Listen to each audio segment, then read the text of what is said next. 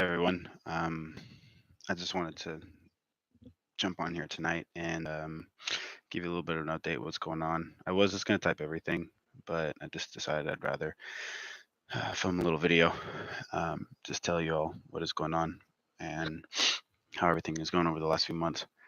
Um, First of all, I know a lot of you have um, a lot of people who speak Russian have helped and donated and wanted to know a little bit more of what's going on. So I will um, film another one of these in Russian afterwards. Um,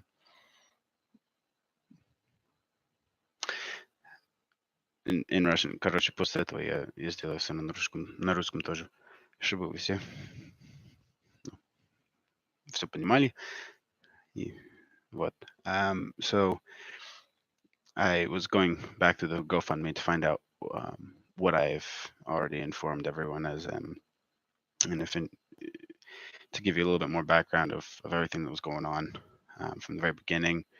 About September of last year, Sasha was diagnosed with enlarged B-cell lymphoma um, on the right side of her body, the lung, and it had collapsed her lung um, and pushed on her artery so much um, that it was causing a cough and shortness of breath and everything like that. And we ended up going to a lot of different doctors and them saying that it was probably um, just allergies and trying to work through many different allergy medicines. We ended up finally finding a doctor who wanted to look a little bit deeper into it, and they found the mass.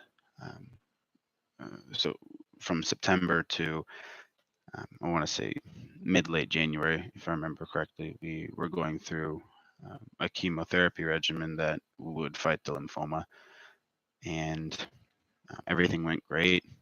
The chemo was more or less uh, tolerated by Sashuda pretty well. Um, and then everything was done, and they told her to wait a few months, and then they would do another scan to find out if anything else had popped up, if there was any other treatment that needed to be done. A few months later, after that, I believe in April, they went and did that scan, and they found a mass on the left side of her body in her pelvic area, and so they did the biopsy of that. And after a few trips down to Huntsman Cancer Institute in Salt Lake, they diagnosed her with the small cell cervical cancer. The small cell cancer is, as much as I understand, I'm no oncologist or anything, but from what I understand and what they've explained is that it's a very aggressive cancer, but also quite treatable if it's contained and it hasn't spread. So at the time, I believe what they called it was either isolated or limited small cell cancer of the cervix. They ended up diagnosing her with that and deciding to do a chemo and radiation to fight that off and hopefully still cure her of this cancer. In May, we went in for her first round of chemotherapy for this regimen. It was a little bit different regimen, different drugs, but something more specific towards the small cell. And if any of you know about chemotherapy, they will take your blood counts every time before they administer the chemo to make sure that they can still do it, make sure they're not just going to kill you in doing it. And they took her blood counts, and her white counts were low, and basically all of her blood counts were low. So they started to get worried, saying that it could have passed into the bone marrow and potentially spread to other areas. So they halted the chemo and the radiation on that day. They didn't start anything. They sent us over to the hospital to get a bone marrow biopsy. And after a few days after that, it came back negative. So it hadn't spread to the bone marrow. So they were able to basically just boost her blood counts. Having low blood counts when you're going through chemo is not that weird, but before you start chemo, it is weird. So they got really worried about that. But it turned out okay, at least at the time. And then, um, they did the whole regimen. It was chemo every 3 weeks and radiation every day.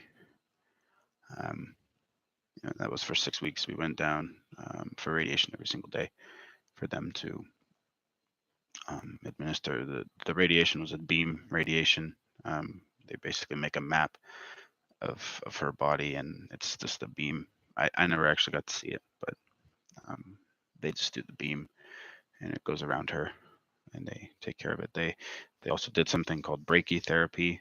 They did 3 rounds of the brachytherapy, which if you don't know what it is, I'm sure you don't. I didn't.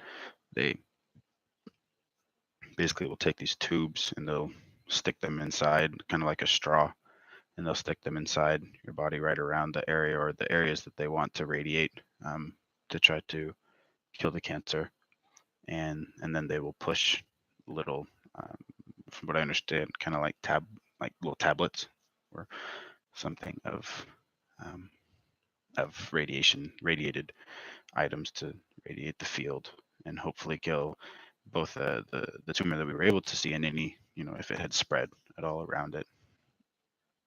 Um, all of that finished up, and the doctors had offered Sasha to do 2 more rounds of chemotherapy, hopefully to kill anything microscopic that we would or would not have seen at that time.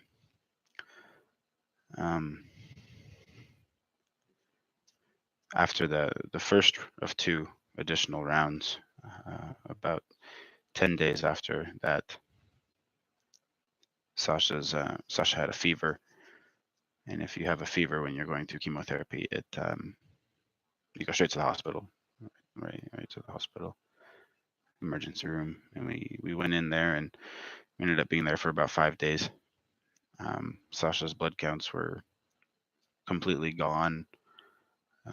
This regimen of chemotherapy plus the radiation was just really taking a toll on her.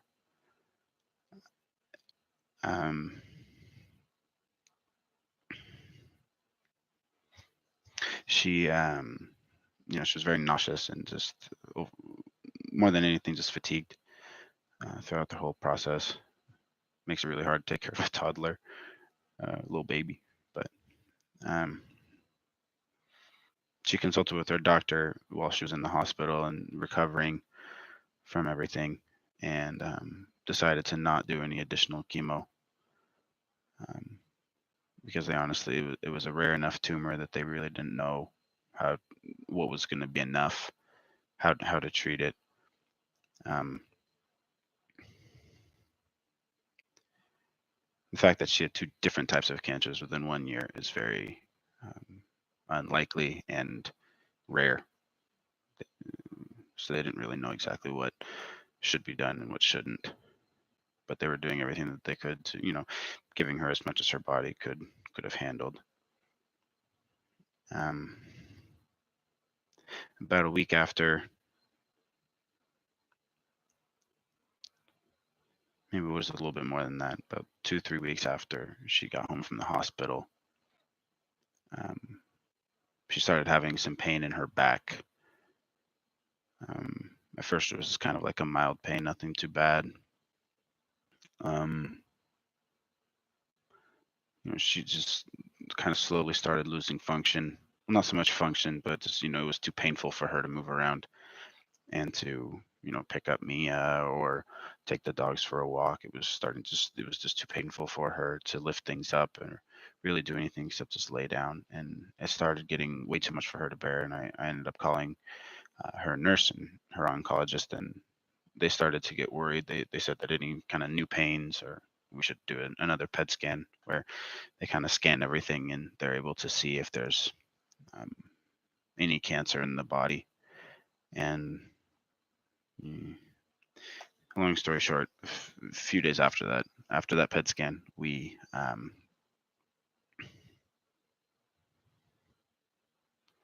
found out that she has more cancer. It had gone into her bone marrow, but at such a small amount before that they weren't that the machines, the technology we have wasn't able to catch it before, and it had spread into her kind of middle and lower back, two different tumors there.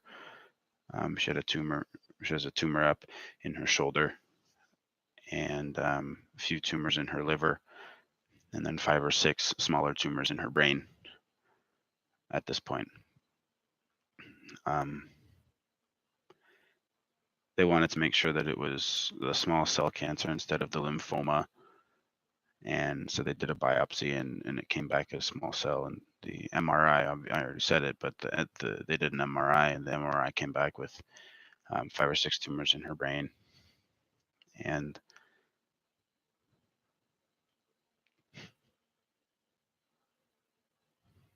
the doctor has,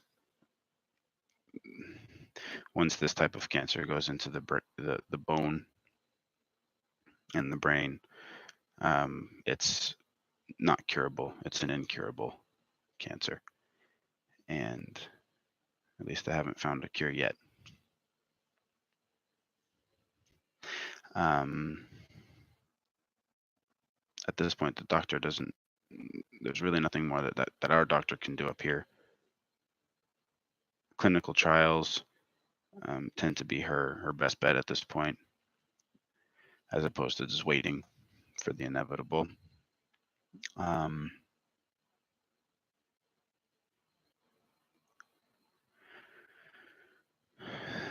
the doctor has recommended that we go down to Houston, to MD Anderson, the Cancer Institute down in Houston. I don't know the percentage, but they do most of the world's clinical trials down at MD Anderson. And basically, what they were saying was that that's where she'll be able to get the best treatment possible. Um, so we're planning on moving in the next 3 to 4 weeks. Until then, Sasha is getting more beam radiation on the tumors in her back and the bones to relieve some of the pain. They're not able to radiate the liver, as that could cause more damage, do more harm than good. But when they're done with her spine, they will do whole brain radiation therapy to get rid of the tumors in her brain. The problem is, as I said before, while the small cell is aggressive, and while it does react well to treatment in the sense that it can die pretty quickly through treatment, they can't get rid of it. There's no way to completely eradicate it and get rid of the disease at this point. Sasha has talked to her oncologist here, Dr. Adams, who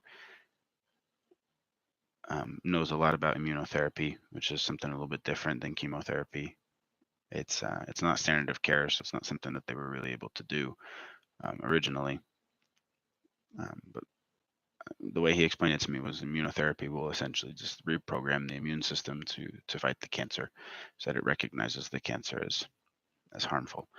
It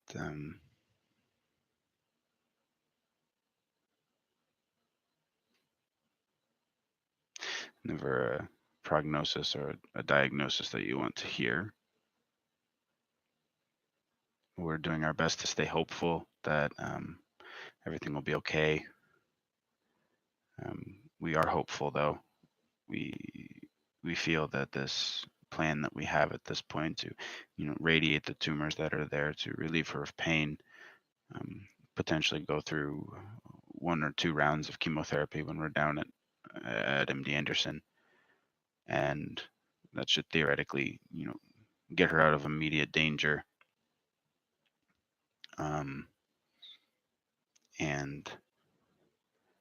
And then hopefully that immunotherapy can come through and start working for her. From what I understand, for those, when it works well for someone, it works really well. And then if it doesn't work that well, they tried something right. that's where we are right now.